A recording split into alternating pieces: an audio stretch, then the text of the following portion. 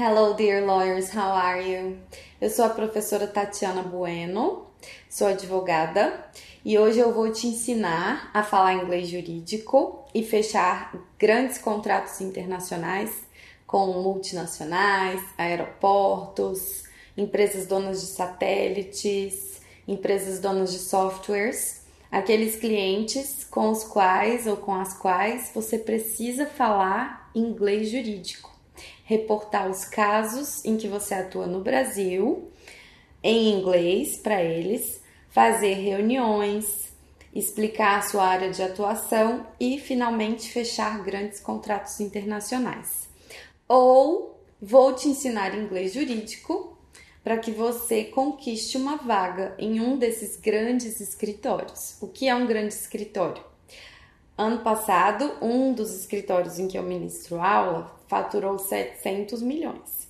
Esse é um grande escritório que atua nessas áreas que eu mencionei para esses grandes clientes.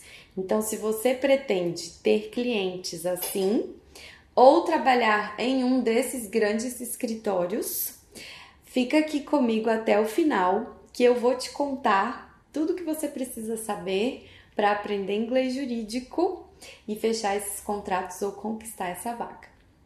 E como é que eu sei disso? Porque esse ano eu completo 20 anos de carreira como professora de inglês. Eu me formei em Direito há 14 anos, em 2006. Minha OAB é de 2007. Mas eu comecei a ministrar aulas de inglês aos 18 anos, então esse ano eu completo 20 anos de carreira. Eu já ministrei inglês jurídico para mais de 100 advogados e eu criei esse curso há mais de 4 anos e passei a ministrar ele quase todos os dias da semana na OAB. Depois eu fui para grandes escritórios, era muito requisitada pelos sócios, principalmente, que lidam diretamente com esses clientes internacionais que eu contei para vocês agora. Então, fazendo isso dentro desses grandes escritórios, principalmente, eu descobri a demanda e a necessidade que esses escritórios têm de aperfeiçoar não só o inglês, mas principalmente a linguagem jurídica em inglês. E foi assim que eu aprendi o inglês jurídico e a metodologia que eu vou te ensinar agora.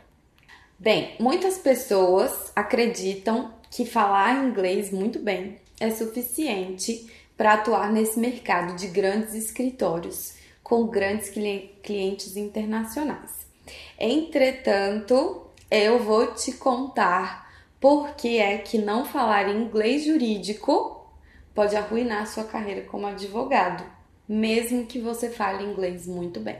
Então, agora eu vou te contar como foi que eu desenvolvi esse método para você estudar inglês jurídico e ter muito sucesso na sua carreira na advocacia. Bem, eu sou filha e neta de professoras de inglês.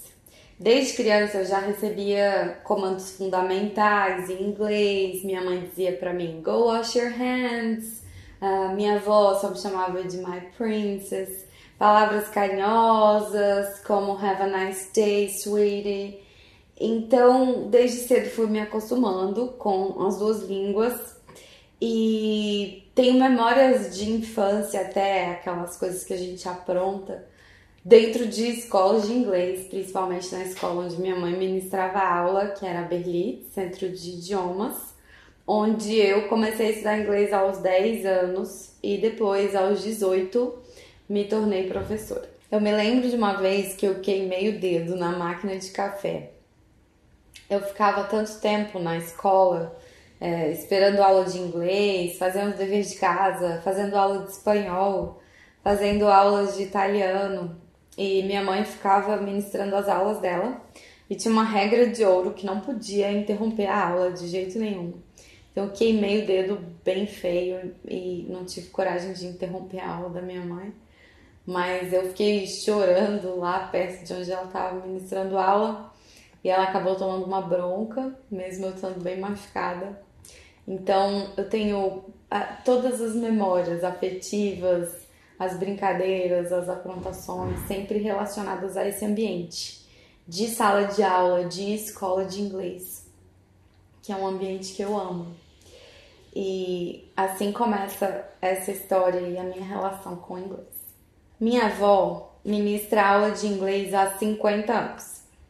Minha mãe há 35. E esse ano eu completo, com muito orgulho, 20 anos de carreira como professora de inglês. O segundo capítulo dessa história começa quando eu me interessei pelo direito. Aos 14 anos, me propuseram na escola participar de um tribunal de júri dos Capitães da Areia. E eu fiquei muito encantada pelo sistema, pela proposta de julgamento do tribunal de júri e determinada a cursar direito em uma das melhores universidades do país. Eu decidi fazer vestibular na Universidade de Brasília e aos 17 anos vim iniciar o meu curso e passei no teste de professora da Berlitz, aquela escola linda no centro de Belo Horizonte, na Savassi, no coração de Belo Horizonte, onde eu passei toda a minha infância e onde eu desenvolvi já parte dessa metodologia, que é uma metodologia incrível, desenvolvida observando-se crianças aprendendo a falar, porém 100% voltada em termos de estrutura do curso para adultos, grandes executivos que precisam falar inglês com uma certa velocidade e com muita qualidade, porque a percepção da excelência se dá por meio da linguagem. Formada em Direito pela Universidade de Brasília e com muita vontade de unir as duas pontas, o inglês, minhas duas paixões, minhas duas formações, o inglês e o direito, eu decidi começar a pensar no formato de um curso de inglês jurídico. E nessa mesma época, logo que eu me formei, eu me submeti à prova do mestrado e confesso que tive alguma dificuldade. E era estranho essa dificuldade para mim. Durante toda a minha vida, inglês foi algo gostoso, confortável, próximo da minha realidade. Antes de ser alfabetizada em português, a minha mãe já havia me ensinado coisas em inglês. Então, até hoje eu escrevo na minha agenda muitas coisas em inglês. Eu penso algumas expressões, eu raciocino alguns elementos, principalmente preparando minhas aulas em inglês. Então foi bastante estranho que eu tivesse tido essa dificuldade, essa estranheza com o texto. E então eu me dei conta do que faltava. Faltava o inglês jurídico. Eu era formada em Direito por uma grande universidade. Eu tive uma formação incrível de 12 semestres, a gente até brinca, chama de curso de medicina jurídica, porque é o único curso de direito do país que dura 6 anos. Então, eu tinha uma base jurídica muito forte e eu tinha um inglês trabalhado e estudado da vida toda, e mesmo assim foi difícil, porque eu nunca havia tido contato com termos jurídicos em inglês. E foi quando eu tive a ideia de criar o curso de análise de precedentes da Supreme Court dos Estados Unidos. Eu comecei a pegar textos da Supreme Court, fazia o download e ia estudando palavra por palavra, linha por linha. E foi assim que, depois de alguns cases, eu comecei a entender os primeiros. O estudo de casos é assim. A gente vai se aprofundando e a cada caso você vai sozinho estruturando um conteúdo jurídico-linguístico muito forte e muito seguro, porque vem de uma fonte muito segura. Então foi assim que eu inventei o inglês jurídico. Eu inventei o inglês jurídico de trás para frente, porque esse é o nosso curso avançado hoje, o curso de análise de precedentes da Supreme Court. Exatamente porque ele já exige um nível avançado de inglês, para que a partir desse nível avançado do idioma a gente possa estudar, compreender e aperfeiçoar as estruturas jurídicas em inglês. Bem, na mesma época eu decidi ministrar aula, me especializei primeiro em direito constitucional e em direito penal, que é a área na qual eu atuo, sou advogada criminalista.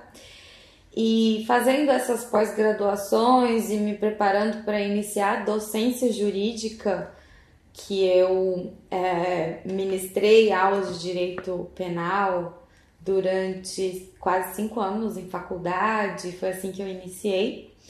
E nessa mesma época, nesse mesmo contexto, eu pensava no curso de inglês jurídico e estruturei ele, escrevi como seria esse curso, o formato de sala de aula, a metodologia, fui buscar metodologias, até que finalmente, mostrando esse curso para escolas jurídicas diferentes, o então presidente da OAB, DF, Juliano Costa Couto, obrigada Juliano, abriu as portas da ESA para mim e foi um sucesso. O curso fez muito sucesso, a gente abriu uma agenda e em menos de uma semana a gente lotou a nossa agenda, fizemos os testes, nivelamos as turmas e iniciamos o curso.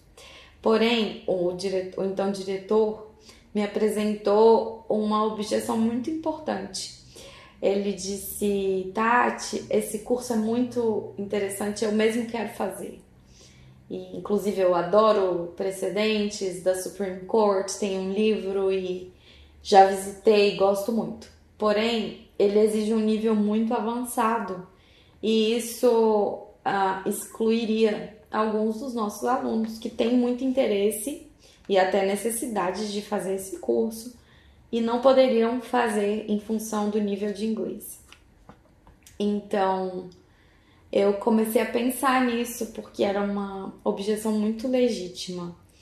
E daí eu pensei, puxa, mas eu tenho na minha cabeça e nas minhas mãos a melhor metodologia de ensino linguístico do mundo, porque o método da Berlitz é realmente muito interessante.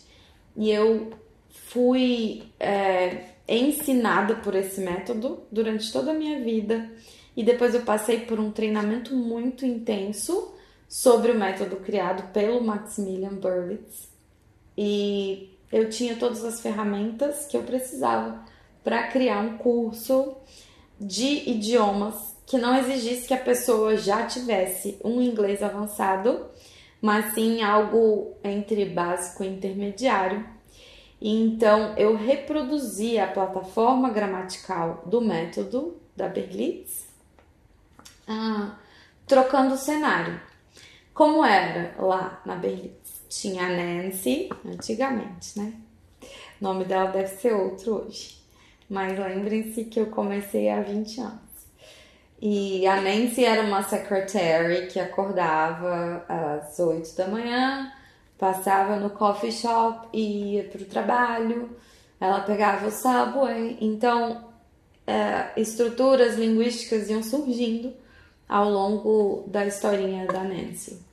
E eu pensei, nossa, se a nossa personagem fosse uma lawyer, que acordasse também às 8, ela pode até passar no coffee shop, onde ela se encontra com o judge e juntos eles, ou não, se dirigem, ela vai à sua law firm, não é office, como a gente às vezes pensa, e ele vai para court, né?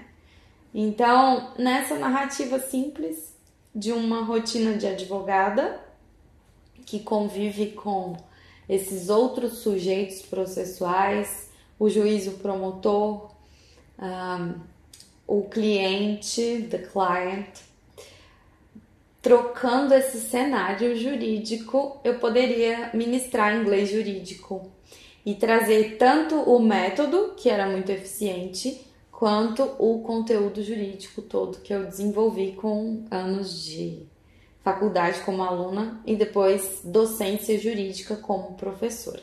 Nessa mesma época, eu estava pesquisando algumas metodologias de estudo de casos. Eu queria implementar uma metodologia nova no meu curso de Tribunal do Júri. Eu sempre adorei o Tribunal do Júri e como professora eu tento melhorar minha aula até o momento dela começar, seja me aprofundando em métodos diferentes ou em conteúdo, lendo mais alguma coisa, é muito importante. E nessa busca eu cheguei ao programa de estudo de casos de Harvard. Dentro desse programa de estudo de casos, existe uma metodologia muito importante chamada Problem Solving. E ela tem um pressuposto fundamental, que é inverter o que a gente faz no sistema brasileiro. Ao invés de estudar da norma ao caso, a gente estuda do caso à norma. E a primeira cena, a primeira reflexão que o aluno deve fazer, ou melhor, o estudante, que é um termo mais adequado, mais ativo, deve ser quando o cliente está sentado na frente do advogado, no escritório dele. Essa é a primeira cena sempre a ser trabalhada dentro da metodologia de solução de casos. Quando a gente pega o caso já solucionado, o nome não é estudo de caso, é método de caso. É muito rico também, é o que a gente faz no nosso curso avançado, no curso de análise de precedentes da Supreme Court. Mas no curso que eu criei para advogados que tenham inglês intermediário, nós utilizamos a metodologia Problem Solving. Então, a gente vai ter a primeira cena do curso, sempre o cliente sentado na frente do advogado, trabalhando a questão das soluções. Bom, então me lembrei de um momento em que eu fui instigada pela coordenação lá na Berlitz a criar técnicas novas sobre as metodologias tradicionais. Então, pensando nessa metodologia do problem solving, eu decidi então problematizar cenas que eu teria visto em algum filme, em algum seriado. E foi quando eu tive a ideia de criar na época, como eu pretendia fundamentar a estrutura de um curso linguístico e não jurídico à época, eu decidi criar sobre a metodologia clássica chamada Lead-In, que é deles, um método diferente de Lead-In. O que é um Lead-In?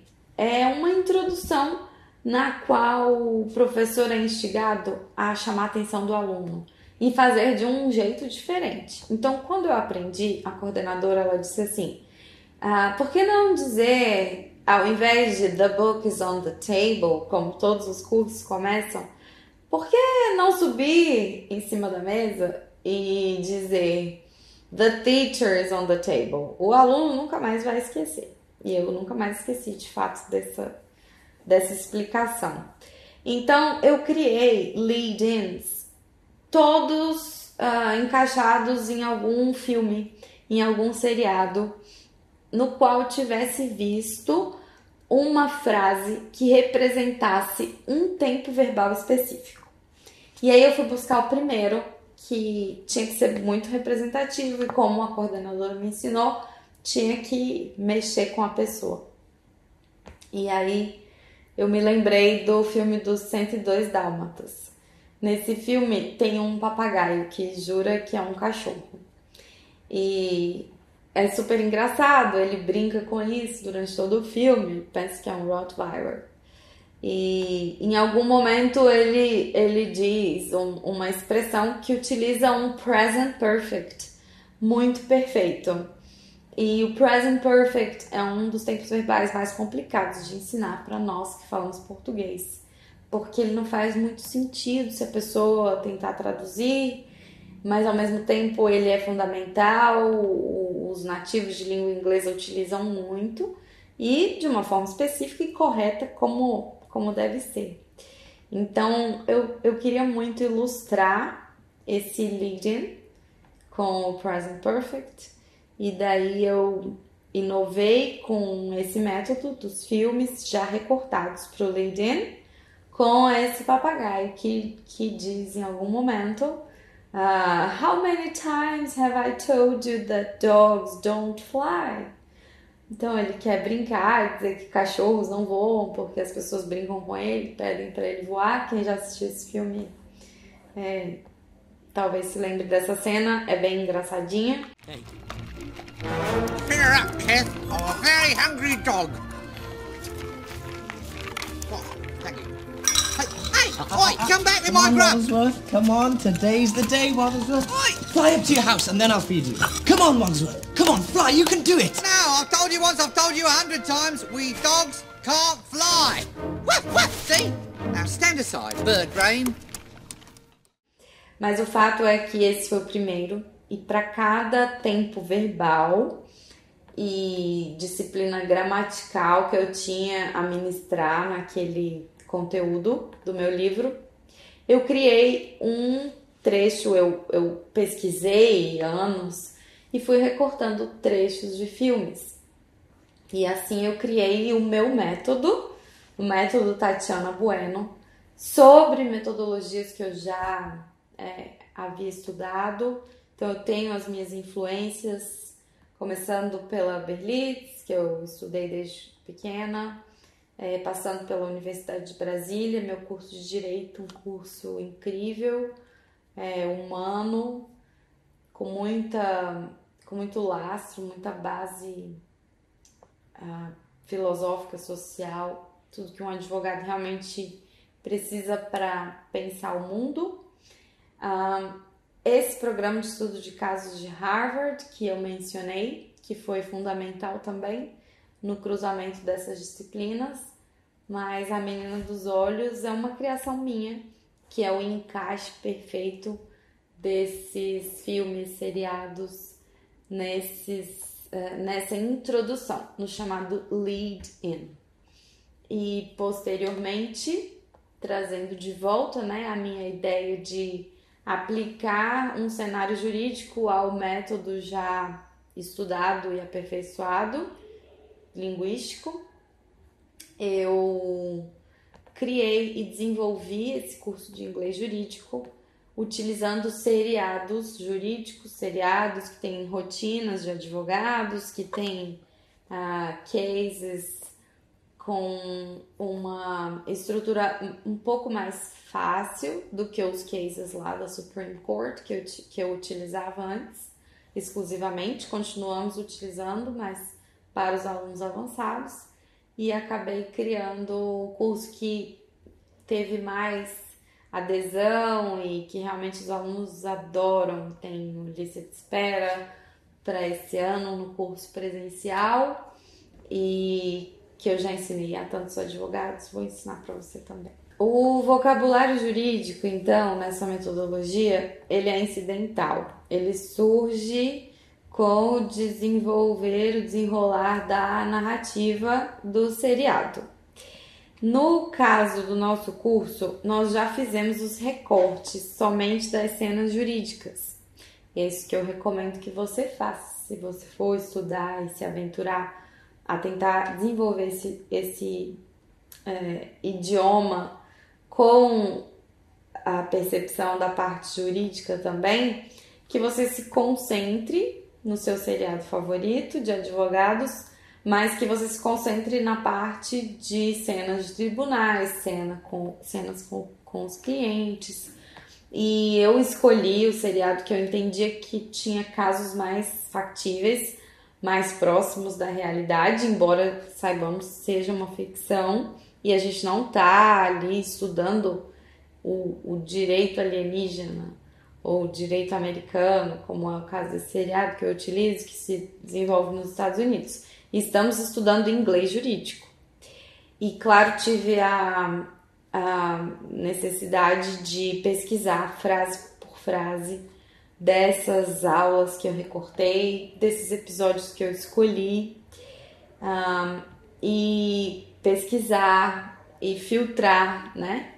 Nós, advogados, devemos fazer essa análise, e foi assim que eu fui desenvolvendo, apurando esse material que eu escrevo já há 5 anos, E depois de avaliar a legenda em inglês, né, que é como a gente utiliza, e corrigir e pesquisar também, aprender principalmente a cada frase que eu pesquisava e desenvolvia para o material, eu fui cruzando tempos verbais, que é a minha origem lá na Berlitz, quando eu criei com os 102 Dálmatas, com cenas jurídicas e com disciplinas, ramos do direito específicos. Então, nós temos lá, primeiro módulo, Simple Present, tempo verbal. Mas ele é um caso o primeiro semestre do Simple Present é on civil case. Então, um caso de direito civil, a gente vai trabalhar palavrinhas relacionadas ao direito civil, ao processo civil, como subpoena, court, honorable judge, prosecutor. Tudo isso surge incidentalmente. O estudo de casos é assim, ele é muito rico por isso. Você vai entender o caso e entender o direito, entender o idioma. Então, eu tenho Simple Present com direito civil. Depois eu vou para o módulo 2. Eu tenho Simple Past, com todo o estudo linguístico desse tempo verbal, cruzado com palavrinhas de um case de licitações, bid, ou também chamado procurement, a lei, que seria análoga à lei de licitações, se chama procurement law. Então, a gente vai ter contato com algumas palavrinhas ligadas ao conteúdo e ao universo do direito dos contratos públicos e licitações, e ao mesmo tempo vamos estudar Past Simple. Depois vamos ao Future Simple, que é cruzado com um case de direito empresarial. É um caso em que havia uma empresa dona de um software e essa discussão traz várias questões de natureza processual bastante ricas, como preliminares, questão de legitimidade e interesse, bem interessante e bem específico também. Depois vamos a um case de civil rights, né? Os chamados direitos civis, que são uma bandeira muito forte para os americanos, e ele propõe uma revisão de simple tenses. Simple present, simple future e simple past, como eu mencionei antes. Então, cruzando tempos verbais com disciplinas jurídicas diferentes, eu fui estruturando um curso cada vez mais rico a cada case que eu estudava e que eu passava a compreender, ou que eu fazia já destinado a algum dos meus alunos de grandes escritórios. Hoje a gente atua Matos Filho, Jacobi Reolon, Manesco Advogados, né? Eu e a minha equipe estamos dentro desses grandes escritórios desenvolvendo esses temas jurídicos, desenvolvendo esses tempos verbais e outros pontos gramaticais.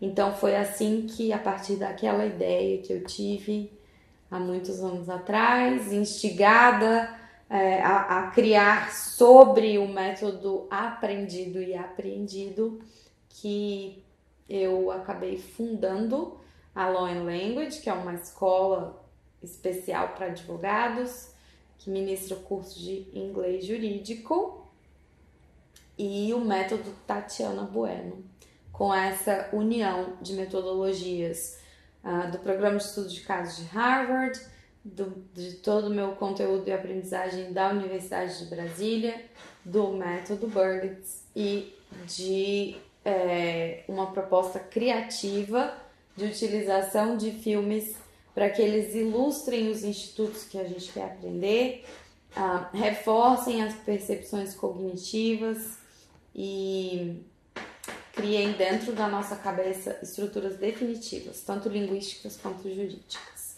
Bem, inicialmente formatado para a OAB, o curso de inglês jurídico, Law and Language, English for Lawyers, Hoje ele está presente nos maiores escritórios do país, no formato in company.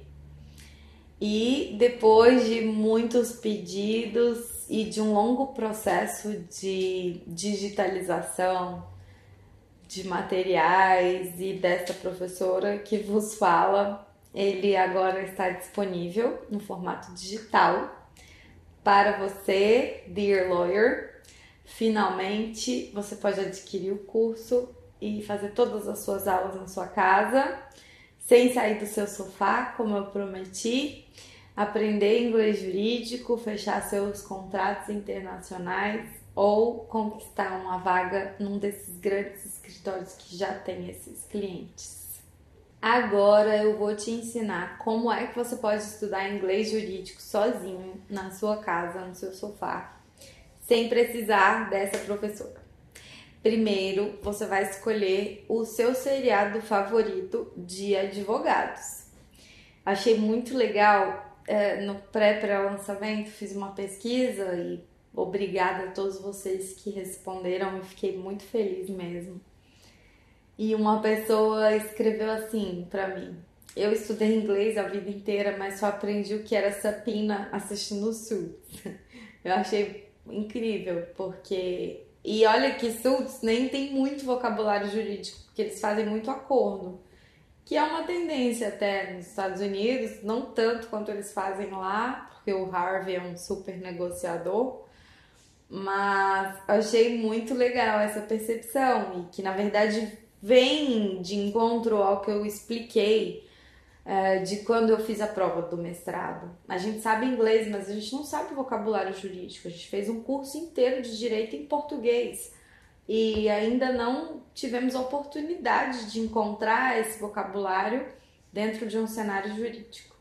Então, a primeira coisa que você vai fazer é isso. Vai escolher o seu seriado de advogados, o seu seriado que tenha casos jurídicos favorito, preferencialmente buscando cases relacionados à sua área de atuação. Então, quando eu fiz o case de licitações, foi para 2 grandes escritórios que a gente atende, que trabalham somente com licitações.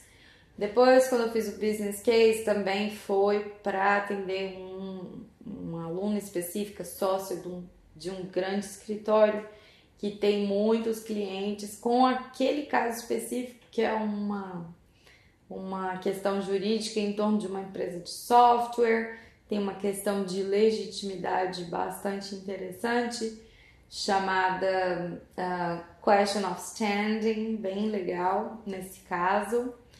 E então, se você conseguir encontrar um case dentro do seu seriado favorito que seja exatamente... que aborde a sua área de atuação jurídica, o seu ramo de atuação, melhor. Essa é a primeira. Vou te dar 5 dicas para você estudar inglês jurídico em casa. Depois disso, você vai separar as cenas jurídicas. Somente as cenas jurídicas. Eu sei que quando você tem um seriado favorito, você tende a gostar da parte da historinha também, da narrativa. Tudo bem, você pode assistir. Mas para aprender inglês jurídico, eu preciso que você selecione apenas as cenas jurídicas. Como é que você vai fazer isso? Como eu fiz, cronometrando. Então você pega um bloquinho e anota 01.37. Esse é o cronômetro da cena do tribunal, onde começa uma discussão sobre legitimidade, por exemplo. Ou a cena 0.22, que traz aquela primeira cena que eu expliquei que é fundamental para a metodologia Problem Solving, lá das metodologias de estudo de casos de Harvard. Então, quando você identificar essa cena, ela é muito importante. Cliente sentado com o advogado discutindo o problema dele pela primeira vez. Identificou as cenas jurídicas, lembre-se que você precisa colocar a legenda em inglês. Depois que você cronometrar todas as cenas jurídicas, você vai assisti-las novamente com legenda em inglês, nunca com legenda em português, jamais. Se você tiver um inglês muito avançado, pode tirar a legenda. Se você tiver um inglês intermediário, que é o indicado para esse curso, de fato não é um curso indicado para quem quer iniciar o estudo de inglês. Há muitos cursos muito bons por aí afora e realmente a gente precisa de um pouquinho de base no idioma para aprender inglês jurídico. Então, você vai assistir as cenas que você cronometrou, que você separou, que você nomeou com a legenda em inglês, estudando aquela cena com o caderno na mão, buscando entender a informação mais importante. Toda cena tem um tema central. A capacidade de compreender qual é o tema central de qualquer leitura é uma capacidade cognitiva. Tudo que a gente lê, a gente tem que ler buscando a ideia central, porque senão o nosso cérebro não consegue reter a quantidade de informações que existe num texto. Então você vai assistir, ou num texto falado, como é o caso, né? A gente está usando a narrativa do seriado para aprender o idioma. E o idioma relativamente às questões jurídicas. Então você vai assistir com legenda em inglês, buscando a ideia central do texto. Essa é a terceira etapa. A quarta etapa é, após assistir com legenda em inglês, tentando identificar o conteúdo central, é tomar nota, escrever todo o vocabulário jurídico que você identificar. E daí você vai escrever como você acha que tem que escrever. Se você estiver ouvindo, vai escrevendo, não tem problema. É um primeiro contato com aquele vocabulário. Pode escrever errado, depois você mesmo vai corrigir. Identificar o máximo de palavras possíveis. Eu garanto, porque eu já fiz esse exercício inúmeras vezes, já fiz sozinha e já fiz com vários alunos meus, já ministrei esse curso para mais de 100 advogados, já disse isso a vocês, e fiz esse exercício. A gente tem um arquivo chamado Legal Vocabulary Game, é um joguinho bem legal, a gente desenvolve vocabulário e é incrível a quantidade de palavras que cada case que eu trouxe, né, para o nosso curso tem. Eu garanto que todos os cases têm mais de 50 palavrinhas jurídicas bem específicas, porque nós já fizemos esse estudo. E sem dúvida alguma, se você fizer essa atividade com o tempo e tentar registrar cada palavra jurídica que você ouvir, ou as que você não sabe se são palavras jurídicas porque você não conhece, então vocabulário jurídico identificado ou um novo vocabulário, new vocabulary, registra, escreve todos eles. Esse é o quarto passo. Agora a gente vai para o quinto passo. Você vai pegar todas essas palavras, uma por uma, e vai buscar num dicionário de Legal Vocabulary, de preferência com explicação em inglês, sem tradução. Mas a depender da sua ligação com o idioma e da quantidade de estudos que você tem, pode ser que essa tarefa seja muito difícil e você precise de algumas traduções, mas eu recomendo que você busque, na medida do possível e da sua intimidade com o idioma, nunca traduzir. A tradução é sempre ruim. A tradução deixa a gente dependente de um outro idioma para falar aquele. Então a gente fica com mais dificuldade. Fala mais devagar, tem mais dificuldade de construir frases. Quanto menos a gente recorre à nossa língua mãe, melhor. Mas você deve estudar cada palavra que você identificou lá no seu seriado, nas suas cenas favoritas, nas cenas de tribunal, cenas de escritório com o cliente e buscar dar essa definição lá do ladinho onde você escreveu, filtrar esse vocabulário, muitas vezes a gente vê que tem alguma coisa errada, corrigir o seriado, lembrando que nós não estamos estudando direito por via de seriados, estamos estudando inglês jurídico e somos advogados. Esse é um curso ministrado por advogados para advogados. Então, somos nós que devemos fazer esse filtro, adequando também à realidade, ao ordenamento brasileiro. Mas eu tenho certeza que se você fizer esse exercício em 5 etapas, você vai aprender muito e vai colocar o seu pezinho ali no inglês jurídico e nesse universo de uma advocacia de muito sucesso, uma advocacia reconhecida, bem remunerada, bem avaliada e com uma carreira linda para você. Bem, então, se você não quiser fazer esse estudo do inglês jurídico sozinho, como eu ensinei agora há pouco, eu já recortei todas essas cenas para você e apliquei a metodologia Tatiana Bueno, que é o cruzamento de toda aquela experiência, de todas as possibilidades de ensino mais sofisticadas que eu tive e que eu repassei para vocês dentro desse curso. É um curso de 4 módulos. Cada módulo trabalha um tempo verbal diferente e uma área jurídica diferente. Então, no primeiro módulo, nós teremos Present Simple com um case de direito civil. No segundo módulo, teremos Simple Past com um case de licitações. No terceiro módulo, um case de direito empresarial, trabalhando Future Simple. E por último, uma revisão de Simple Tenses, que é o objeto deste semestre do curso, o primeiro semestre. Cuida de todos os Simple Tenses, com esses 3 cases iniciais. E por último, um case de direito constitucional, focado em Civil Rights, que faz essa revisão de Simple Tenses. Então, o curso é um curso de inglês jurídico com muito vocabulário jurídico. Eu garanto que a gente vai encontrar no mínimo 50 palavras de vocabulário especificamente jurídico em cada módulo.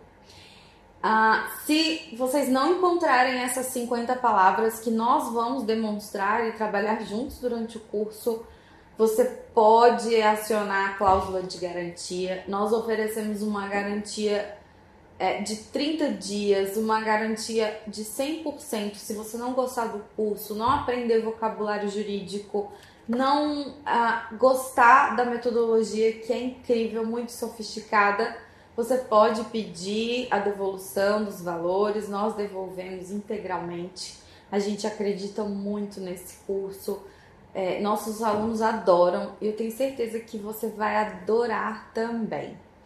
Então, essa é a estrutura do curso, um curso de Simple Tenses com 4 ramos jurídicos diferentes para a gente iniciar o estudo do inglês jurídico, com no mínimo 50 palavras de vocabulário jurídico em cada case, além das outras palavrinhas do idioma, mas a questão focada em inglês jurídico. E o curso já está todo estruturado, todos os vídeos já estão recortados, as cenas jurídicas já estão prontas, disponíveis na Hotmart. Cada módulo tem um material lindo que eu digitei ao longo de 5 anos, que a gente mandou fazer a parte gráfica. Ele tem fotografias, ele tem o método Tatiana Bueno já todo aplicado a cada cena. É um material incrível, tenho certeza que vocês vão adorar.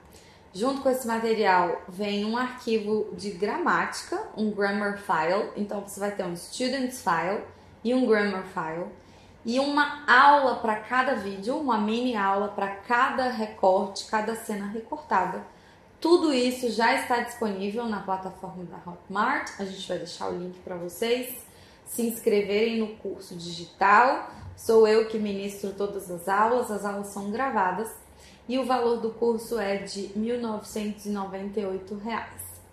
Professora, esse valor é muito caro. É muito difícil mesmo a gente separar os valores e investir na nossa educação e ter disponível o valor de tudo que a gente precisa e quer investir para melhorar como profissional. Mas eu vou contar um segredo para vocês. Nos escritórios onde a gente ministra aula, nos grandes escritórios que a gente atende, quase todos pagam 100% do curso para os sócios. Então perceba, é muito importante para o escritório que o advogado consiga falar inglês jurídico. E não por outra razão eles investem e pagam 100% do curso dos sócios. Já em alguns outros escritórios, investe-se um pouco menos, mas sempre o curso é subsidiado. O escritório que investe menos subsidia apenas 50% do curso, que já é bastante. Tem um outro que eu acho muito interessante, tem muito respeito pelo estímulo que eles dão aos advogados para melhorarem, para estudarem, e eles pagam 100% das aulas desde que o aluno não falte aula. Então perceba, essa é uma necessidade de mercado. E se o seu escritório não investe em você e não te ajuda com essa formação profissional que é tão importante para o próprio escritório, que já tem esses clientes internacionais, as multinacionais, as donas de satélites, as donas de softwares, como a gente conversou lá no início, é interesse do escritório. Então, se você não está num desses escritórios, é mais uma razão, a razão exata pela qual você deve fazer o curso. Porque essa é uma competência que não está sendo valorizada, ela está sendo exigida. Eu recebi de uma das minhas alunas do curso Jovem Professor lá da OAB um edital de um escritório que já exigia inglês jurídico e não apenas inglês dos advogados. Então, o mercado investe nos próprios advogados para que eles estudem inglês jurídico. Portanto, se há alguma dificuldade, e a gente entende, não por outra razão, fiz um parcelamento grande para viabilizar o curso para vocês com uma parcela menor por mês, mas entendam isso, um talento exigido pelo mercado onde estão os grandes advogados e os grandes escritórios. Portanto, ele é um investimento muito importante para você. A questão do tempo. Eu sei que as nossas agendas são muito difíceis, a rotina de um advogado é bastante complicada e quanto mais alta a responsabilidade que esse sócio recebe, entre elas cuidar diretamente desses clientes internacionais, mais concorrida é a agenda desse advogado. Mas eu tenho uma percepção hoje um pouco diferente em função de ter convivido muito tempo com os sócios desses grandes escritórios ministrando aula para eles. Curiosamente, esses sócios que têm a agenda louca, tribunal, eu tenho alunos cujas billable hours, né, que a gente chama, os honorários cobrados em hora, que é muito comum nos Estados Unidos, esse conceito de billable hours e do cliente, aquele cliente que vem muitas vezes ao escritório, requer muitas reuniões. Em grandes escritórios, eles pagam pela hora que eles solicitam dos advogados. E eu tenho uma aluna, principalmente, que é sócia de um grande escritório, que tem uma hora em torno de R$3.000. Sócios fundadores de escritórios para os quais a gente ministra aula na Law and Language. E curiosamente, esses sócios, eles têm mais disciplina. Eles fazem muitas aulas por semana. Eles compram o curso e pagam adiantado o ano inteiro para fazer reserva de vagas. E claro que eles têm uma agenda muito cheia e muito mais concorrida do que advogados em início de carreira, embora no início de carreira a gente trabalhe muito.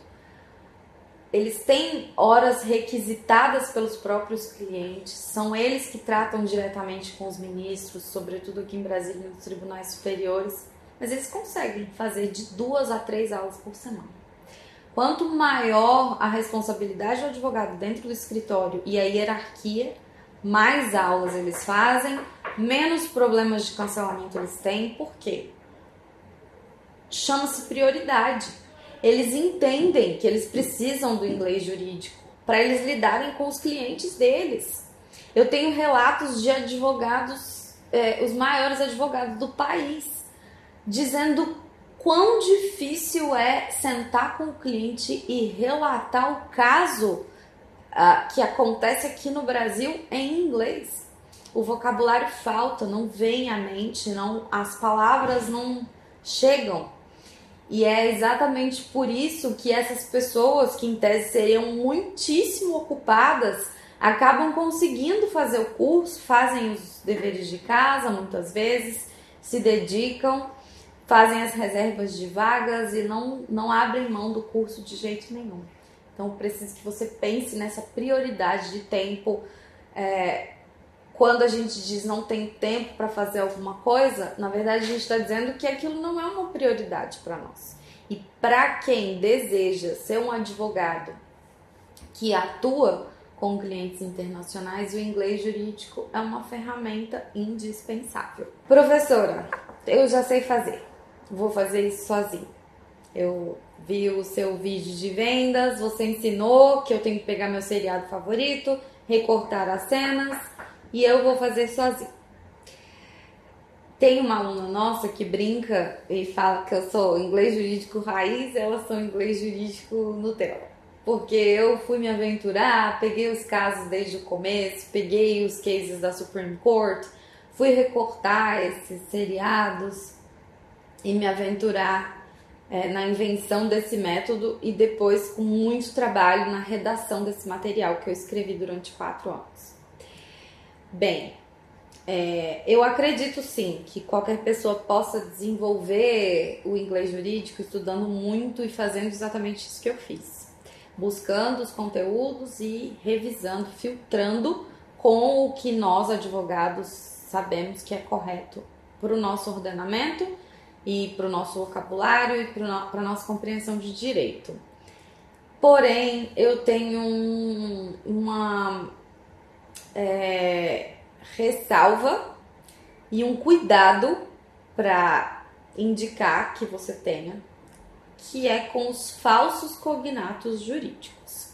O que são falsos cognatos jurídicos? São palavras que parecem com outras e que na nossa cabeça fariam todo sentido para quem fala inglês e português, mas para quem fala apenas inglês, para um advogado que atue lá ou para um cliente que precise entender o que você está dizendo, aquilo não faz nenhum sentido, tá?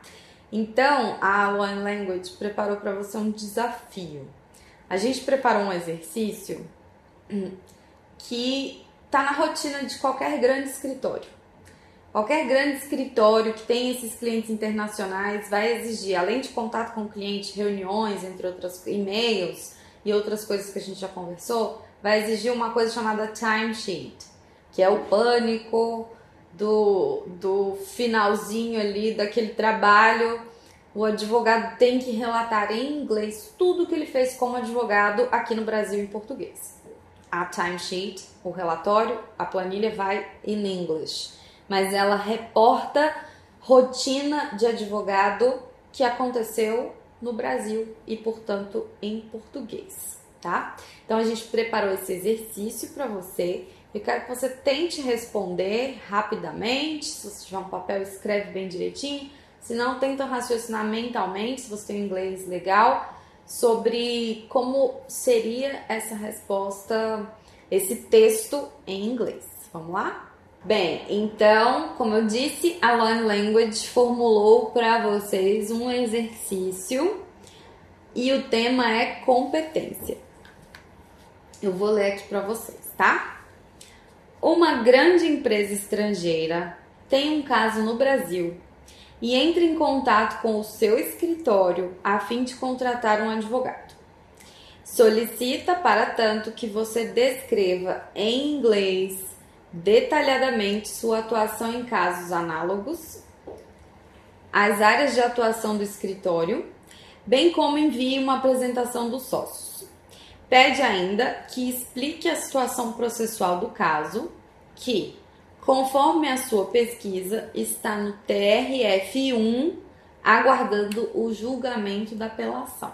Essa situação, eu recomendo que você tente fazer esse exercício. Ela demonstra como a gente que fala inglês já muito bem tem dificuldade na hora de transpor esses textos essencialmente jurídicos para o inglês. Essa necessidade de explicar as áreas de atuação, de falar um pouco do seu trabalho, é a primeira demanda que surge. E eu tenho relatos de vários sócios dizendo que são situações muito difíceis, porque eles precisam falar sobre isso na reunião e ter uma desenvoltura tal com o cliente que o cliente confie neles, porque a percepção da excelência do advogado se dá por meio da linguagem. Se ele fala um inglês bem, um inglês bom, mas fala inglês muito bem, mas não consegue transmitir determinadas palavras jurídicas, a percepção do cliente pode ser que ele é um advogado não tão bom assim. A percepção do cliente está intimamente ligada à capacidade que a gente tem de articular os termos jurídicos. A gente sabe disso em português. Então, esse primeiro impacto do exercício é um exercício real. Vários alunos meus já passaram por isso e tiveram muita dificuldade.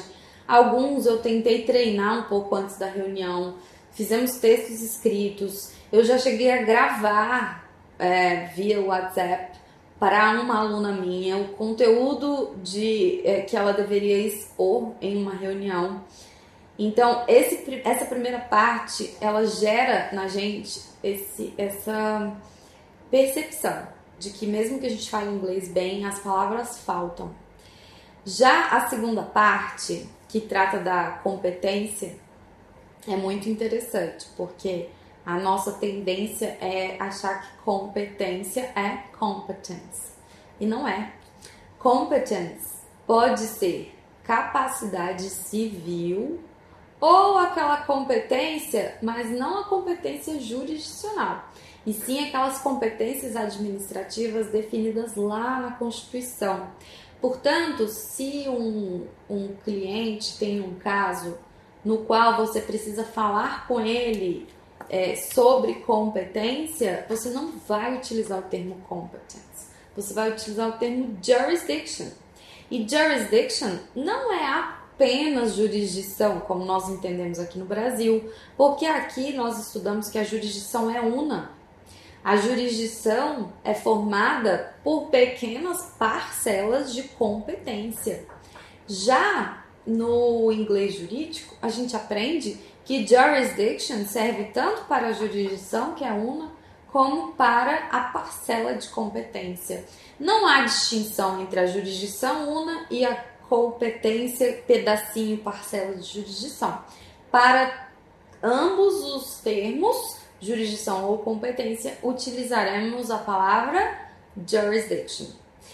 O TRF também é muito interessante, já aconteceu, esse é um caso real.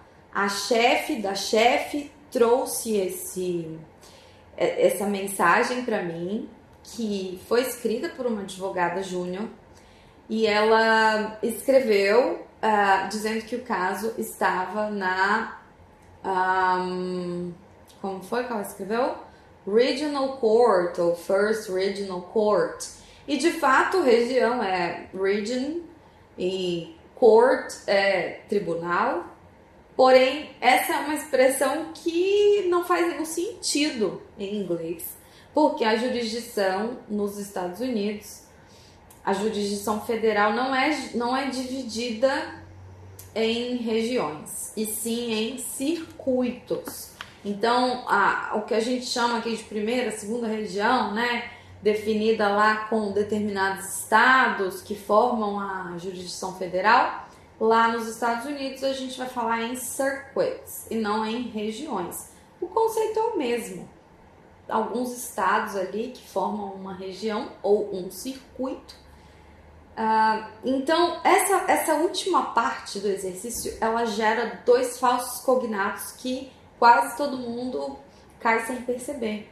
E é esse o alerta que eu faço para quem resolveu estudar o inglês jurídico sozinho, para quem precisa aprender e agora não tem como pagar o curso.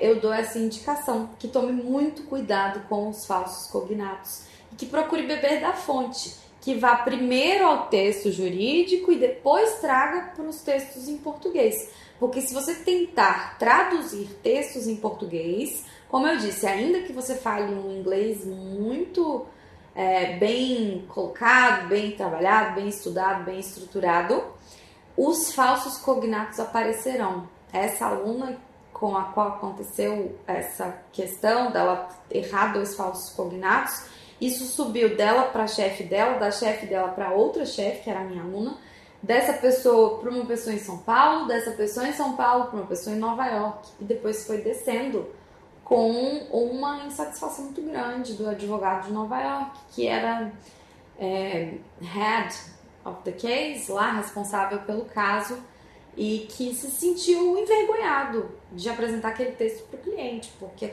realmente é aquela associação entre excelência e linguagem que eu mencionei agora há pouco, tá? Então, muito cuidado com os falsos cognatos. Bem, algumas pessoas têm muita resistência em adquirir cursos digitais, sobretudo quando elas não conhecem a escola, os professores que estão ministrando esse curso. Então, eu quero dizer para vocês que a Law and Language não é apenas um curso digital.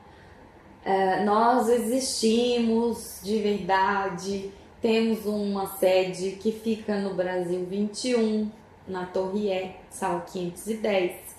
Esse curso já existe há mais de 4 anos, ele foi ministrado durante anos na OAB, tivemos vários banners, várias fases do curso, mais de 50 alunos dentro da OAB durante esses anos, e temos uma estrutura, 3 professores, além das minhas aulas, que eu ministro também, junto com a minha equipe, um treinamento contínuo que a gente faz toda segunda-feira e uma escola criada e direcionada para vocês, advogados. Bem, muitos alunos, quando contratam o curso In Company, que hoje a gente ministra nesses grandes escritórios e que expressamente me autorizaram a utilizar os nomes como referências, são eles Matos Filho, Manesco Advogados Associados, Jacobi, Reolon. Quando a gente ministra aulas dentro dos escritórios, muitas vezes acontece o seguinte: um advogado quer, o outro não. Então, o meu sócio não quer comprar o curso para o escritório, por exemplo. Nesse caso, a gente entende, e já aconteceu muitas vezes de um acabar convencendo o outro, que o mais confiante sempre ganha. Então, se você já sabe que você precisa muito do inglês jurídico, sabe que é o caminho para você ter esses clientes internacionais que você tanto deseja, mas tem alguma resistência de um sócio, a sua esposa, o seu marido, alguém que não tem ainda compreendido o valor disso, a dica que eu tenho para te dar é essa: o mais confiante sempre ganha. Então, mostre que você confia e que você sabe que precisa desse curso, que o seu sócio, o seu companheiro, a sua esposa, o seu marido vão aderir também. E tem um livro que eu li recentemente que diz assim: não peça permissão, peça desculpas se for necessário, mas você não vai precisar pedir desculpas. O curso é muito legal, todo mundo adora, vocês vão gostar também, tá bom? Bem, por último, é comum a gente se perguntar, né? Nossa, mas se essa pessoa está dizendo que esse curso é tão maravilhoso assim, é tão bom, então por que essa pessoa não faz só isso? Bem, eu hoje tenho o prazer de fazer apenas isso. Não é apenas porque eu trabalho muito, trabalho com muito amor, trabalho muitas horas por dia, mas com muita felicidade. Teve um momento em que eu queria muito fazer esse trabalho e não podia. Eu passava as tardes na Defensoria Pública, eu era servidora pública, e o inglês jurídico tomou conta da minha vida, tomou conta do meu coração, até que eu decidi pedir exoneração e trabalhar exclusivamente com a minha escola, com os meus cursos e investir todo o meu tempo no inglês jurídico. Primeiro no formato in company, na OAB, depois nos escritórios e agora, por último, no formato digital. Depois de muito relutar, eu tinha muita dificuldade em abrir mão do controle, abrir mão de ver a carinha do aluno quando ele aprende um vocabulário novo, que é muito gratificante para o professor. A capacidade que a gente desenvolve de adivinhar o que o aluno está pensando. E aí a gente fala o que ele quer ouvir e ajuda, e o aluno fala: nossa, professora, como você sabe. São 20 anos de experiência e é muito incrível essa interação. Porém, depois de muito relutar e depois dos meus irmãos pedirem e falarem muito, e principalmente dos meus alunos, eu entendi que o conteúdo desse curso é incrível e muito importante. Ainda que eu não possa ter o aluno na minha frente, treinar esse aluno, fazer com que ele repita, adivinhar o que ele está pensando e desenvolver um trabalho muito individualizado, que é o que a gente faz, né, no formato in company. Mas o conteúdo por si só e a riqueza de todo o estudo de vocabulário que eu fiz durante 4 anos, especificamente sobre esse material, sobre esse curso que está sendo oferecido hoje para vocês. A gente está abrindo hoje o carrinho, que vai fechar daqui a 7 dias. Então, você tem 7 dias para adquirir nosso produto. Eu acredito 100% nele. E por isso eu abri mão do meu cargo público. Hoje eu faço só isso, porque eu amo muito esse trabalho. E eu tenho certeza que você também vai adorar esse curso.